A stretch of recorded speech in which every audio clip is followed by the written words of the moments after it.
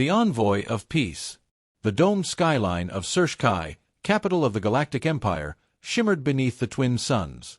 Towering spires rose like blades into the sky, sleek and cold, symbols of a civilization that had ruled this quadrant of the galaxy for 10,000 years.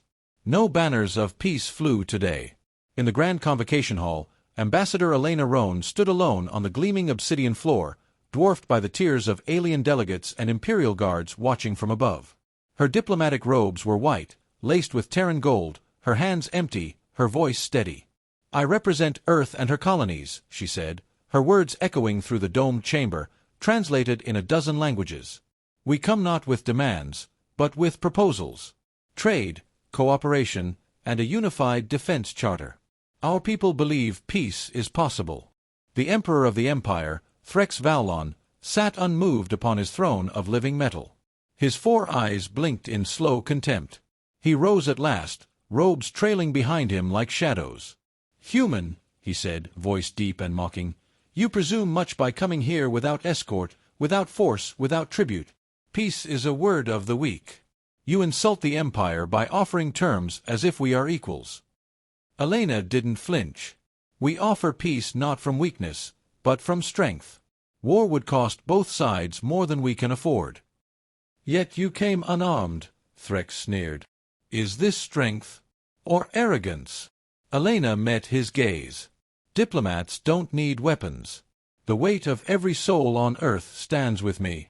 The chamber fell into silence. Somewhere in the upper tiers, a murmur of unease passed through the delegates. For a moment, it seemed the Emperor would respond with diplomacy. Then he gave a slight wave. A guard moved, too fast. A sharp, silver flash. Elena staggered as the blade pierced her abdomen. Her lips parted, not in fear, but in disbelief. As the guard yanked the blade free, blood bloomed across her robes like a spreading rose. She fell to her knees. The hall exploded in noise, some shocked, some cheering, others recording. Elena coughed once, then raised her head. A small camera drone hovered nearby, still broadcasting to Earth and her colonies. Her voice, bloodied and strained, reached across the stars. "Remember this. I came with open hands. You will remember what happens when you force us to close them."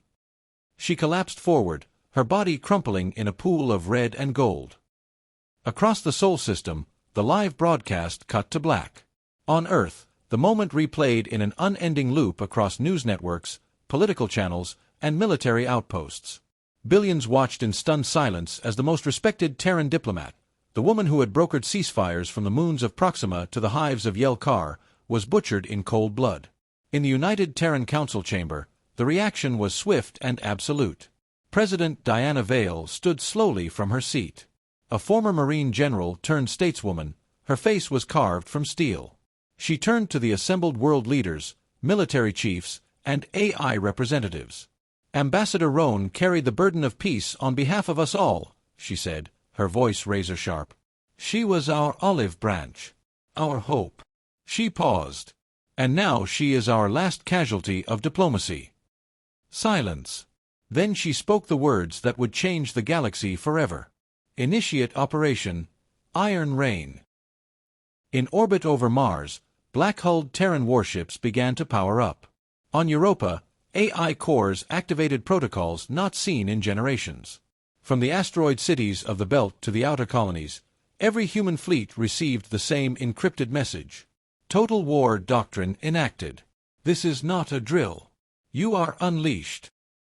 Somewhere in the Empire's outer territories, a minor admiral laughed when he heard the news. "They killed one human," he scoffed. "What will they do? Write angry letters." But that same night, his flagship vanished from orbit. No distress call. No debris. Only a single Terran signature was detected, an unarmed stealth drone, silent as a shadow. Across the galaxy, the fear began to spread. The humans weren't mourning. They were moving. And the galaxy was about to learn what happens when the species that builds for peace decides it's done talking. The iron response. The stars around Jupiter Station pulsed red as emergency protocols rolled out in synchronized silence. Docking bays sealed. Civilian traffic was grounded. The station's central AI, Athena, 7, initiated wartime encryption and reactivated dormant systems untouched for over a century. Across the solar system, humanity was no longer deliberating. It was preparing. Inside Terran Strategic Command, Admiral Adrian Cole stood before a wall of holographic displays. Tactical schematics, fleet positions, planetary defense grids, and AI readiness levels filled the room with a quiet hum of controlled fury. Cole, known in military circles as the Architect, had never been defeated in a war game. Now, reality offered a challenge far more personal. He tapped the center display, a rotating image of Ambassador Elena Roan frozen in her final moments. "She walked into the Empire's den without a single weapon," he said softly. "And they killed her like she was nothing." General Mika Tanaka, commander of Earth's orbital defense net, nodded grimly. "They broadcast it. They wanted us to watch." "Then they'll hear us reply," Cole said. "Fleet Command. All standing units online. 72% of outer colonies have already acknowledged Iron Rain protocols. AI battle groups are synced and awaiting release. Orders." Cole turned toward the center of the command floor. His voice echoed across the chamber. "Initiate Phase 1. Cut the tongue before we crush the body." At Empire Relay Station Theta 9, a communications technician blinked in confusion as the system lights flickered and went dead. "Something's jamming the relays," he muttered. "Can't reroute. Can't trace it." A moment later, every terminal on the station displayed a single line of Terran standard. "We are done speaking." Then the station exploded, split in two by a kinetic lance traveling at 30% the speed of light. No ship had been detected. No alarms had triggered. Just silence. Then fire. Across 3 systems, Terran stealth ships, black as void, coated in gravity-dampening nanocloaks, pierced into Empire space. They didn't target border patrols or frontline defenses. That would have been war as the Empire understood it. Instead, they hit the Imperial Naval Design Center on Drosk Prime, gone in a beam of dark matter ignition. The Palace of High Tradition, where the aristocracy gathered. A surgical strike turned it into rubble while leaving surrounding civilian zones untouched. The AI archives of Kale Varen, deleted line by Terran logic bombs delivered through hijacked satellites. Not a single human life was lost in these operations. Not a single Empire military commander could respond fast enough. By the time the Emperor of the Galactic Empire realized they were under attack, 18 key systems were already blacked out.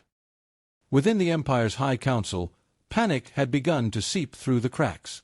"This was supposed to be symbolic," fumed Lord Valix, the Empire's grand strategist. "We kill one envoy, and they retaliate like monsters." "They didn't retaliate," said one junior advisor, eyes glued to a real-time star map. "They executed a campaign. No speeches. No ultimatums. They came prepared." In Earth's orbit, the Terran First Fleet began final deployment. Carriers the size of cities released drone swarms, while interplanetary torpedo tubes prepped for synchronized strikes across light years. On the bridge of the flagship TSV Hammerfall, Admiral Cole addressed his crew. "Make no mistake. We are not here to negotiate. We are not here to teach them. We are here to erase their delusion that humanity is prey. We gave them our finest peacemaker. They sent her back in pieces." He paused. "We will answer with fire." Meanwhile, throughout human space, Elena Roan had become more than a name. She became a rallying cry. Her image was painted on starfighter hulls. Her final words were etched into warships' armor. Civilians volunteered en masse for supply and support roles. Entire colonies turned their resources toward the war effort without being asked. Even AI constructs, bound by logic, not emotion, voiced a collective sentiment that could only be described as vengeance. The Terran collective consciousness, scattered and diverse though it was, had achieved something rare. Unity.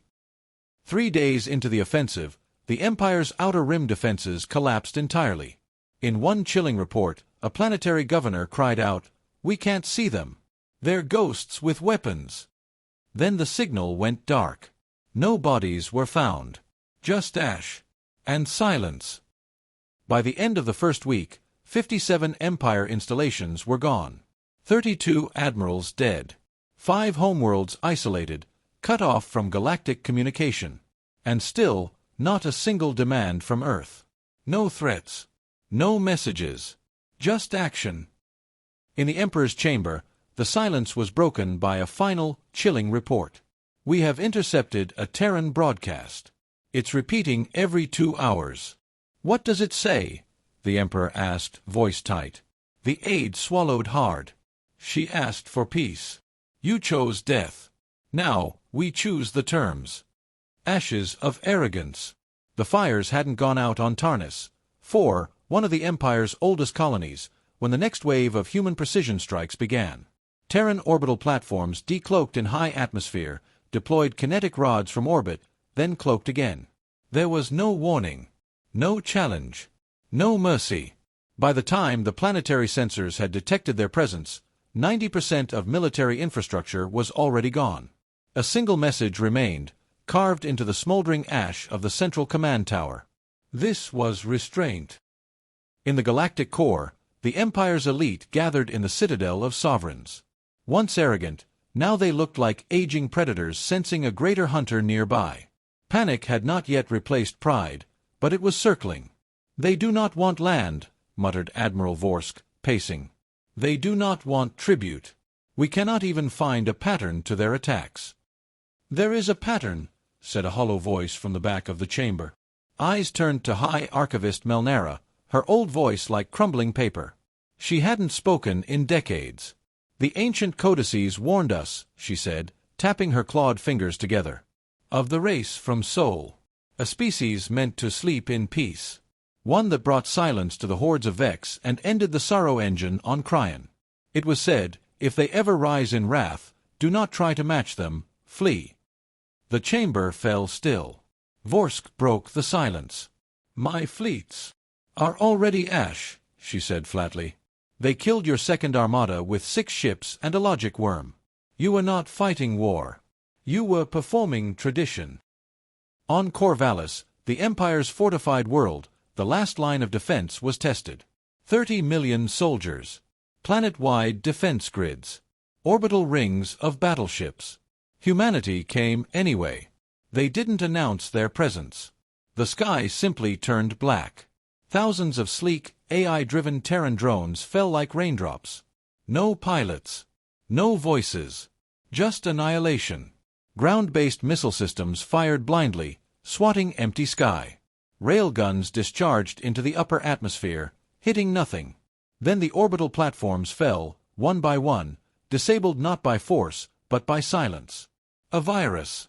Human AI, unshackled by treaty, infiltrated Empire networks, overrode their war commands, and locked them in a loop of helpless denial. The world surrendered 12 hours later. It wasn't invaded. It wasn't conquered. It was rendered obsolete. Back on Earth, in the Terran Council chamber, Admiral Adrian Cole reviewed the strategic reports with President Diana Vale. Their command chain is fracturing, Cole said. They still don't know what to defend, or where we'll strike next. They expected us to demand reparations, Vale said coldly. They didn't expect extinction-level precision. She looked toward the memorial hollow, where Elena Roan's final message looped every hour. Still no Empire envoys. 3 colonies tried to open communications, Cole replied. We ignored them. She nodded. They didn't listen when Elena spoke. Now they'll listen through silence. In the Empire's core world of Velkarthes, the Emperor's guards escorted him to the Deep Throne, an emergency war chamber not used in 5,000 years. The humans are coming here, aren't they? He asked, his voice a brittle whisper. No one answered. He stared into the darkness. They came to us with words, he muttered. And I gave them blood. The silence answered for him. The Terran fleet arrived at Velkarthes without a declaration. No siege. No dramatic build-up. The TSV Hammerfall, flanked by stealth cruisers and drone destroyers, parked itself in high orbit. It broadcast no signal. It made no requests. It simply rotated, aimed its spinal cannon at the planetary defense moon, and fired. The moon shattered, a brilliant white line drawn across the sky, illuminating the capital city in haunting silence. The message was clear: we don't want your world. We want you to know what we could take." Meanwhile, on a neutral broadcast channel, the Empire citizens began seeing strange Terran transmissions. A rotating image of Elena Roan. Her final words, subtitled in dozens of galactic dialects. Her voice, calm and clear. "We offered peace." Then, images of planets burning. Fleet records vanishing. Commanders surrendering. "And you refused it." Back in Terran space, the War Council convened for one final review. "We've dismantled 70% of their capacity to retaliate," Cole said. "Their supply lines are dead. Their throne world is exposed." "They still haven't begged," President Vale said. Cole nodded. "They don't understand that this isn't about victory. It's about memory." He activated the Final Strike protocol. A message was queued for the Empire's public channels. "You made us remember who we are." And so, across the stars, as the last of the Empire's defenses crumbled and the old order shattered like glass, the galaxy watched in awe and terror as the species from Sol rewrote the rules of power. Not for dominance. Not for glory. But for justice. For Elena Roan. The Reckoning. Velkarthes, once the glittering heart of the Galactic Empire, lay still beneath a sky choked with ash and fear. The towering spires that once shimmered with pride now flickered with emergency lights. Power grids staggered under the weight of Terran disruption protocols. Civilians huddled in silence, watching the sky, waiting. Above them, Earth's judgment loomed. The TSV Hammerfall maintained a motionless orbit. From its command bridge, Admiral Adrian Cole stood with his hands clasped behind his back, his eyes on the growing file of surrender signals. Most were intercepted. Some were genuine. None were answered. He turned to his comms officer. "Patch me through.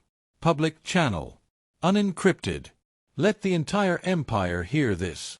The officer nodded. "Line open, Admiral." Cole's voice went out across every screen, transmitter, and emergency beacon in the Empire's remaining territory. "This is Admiral Adrian Cole of the United Terran Fleet. We are not conquerors. We are not tyrants. We are not here to rule you." He paused. "We came once with open hands. You struck them down." The screen changed, showing Elena Roan in her final moments, kneeling in the Grand Convocation Hall, defiant even in death. "She was our olive branch. Our proof that peace could be stronger than war. And you turned her blood into your answer." Cole's face returned to the feed. Hard. Cold. "We are humanity. We forget slowly, but we remember forever." Below, in the Imperial Citadel, Emperor Threx Vallon sat slumped on his throne. His robes were tattered. His court gone. His guards had deserted, or defected, or simply vanished. Only High Archivist Melnera remained, watching the feed with emotionless eyes. The Emperor finally whispered, "What do they want?" "They never told us," Melnera replied. "Because we never listened." He stared at his trembling hands. Then, "What do I do?" She gave him no answer, because there was none left to give. In orbit, Earth's final directive was loaded into the fleet AI, Operation Echofall. But just before Cole could authorize it, a priority ping came through. President Diana Vale, live, secure channel. "Admiral," she said calmly, "pause Echofall." Cole raised a brow. "Ma'am, we've proven what we are. We've broken their spine. There's nothing left to strike that hasn't already fallen. They haven't surrendered. They don't need to. The galaxy already has." Cole looked out the viewport toward the planet below. "Then what now?" She leaned forward slightly. "Now, we teach them why they should never provoke us again." 2 days later, an unarmed Terran diplomatic ship landed on the shattered marble of the Grand Convocation Hall, on the exact same spot where Elena Roan had fallen. But this time, the hall was empty. No guards. No crowd. No throne. Just silence. From the ship descended Ambassador Lien Mercer, wearing white and gold. Roan's colors. At her side strode 2 towering Terran AIs, humanoid in form, silent as statues, symbols of peace and retribution. She walked alone into the hall. And waited. Eventually, a delegation arrived. A handful of surviving senators. a scholar, one broken admiral, and the Emperor, gaunt and silent, robes dragging across ash. Ambassador Mercer spoke only once. "You've seen what we are when we restrain ourselves." The Emperor opened his mouth, but she raised her hand. "No apologies. No lies. You will rebuild. You will remember. You will never forget who offered peace, and who bled for it." Then she left. Back aboard Hammerfall, Cole watched the convoy withdraw. His fleet had orders to stand down, but not to leave. Deterrence by presence. And across the galaxy, the consequences rippled outward. Pirate clans that once preyed on Terran outposts went dark overnight. Neutral species revised their treaties, begging for Terran embassies.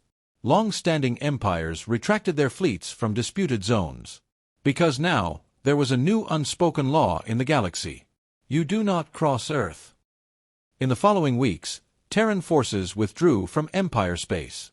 They left no occupation, no monuments, only records, videos, logs, ghosts.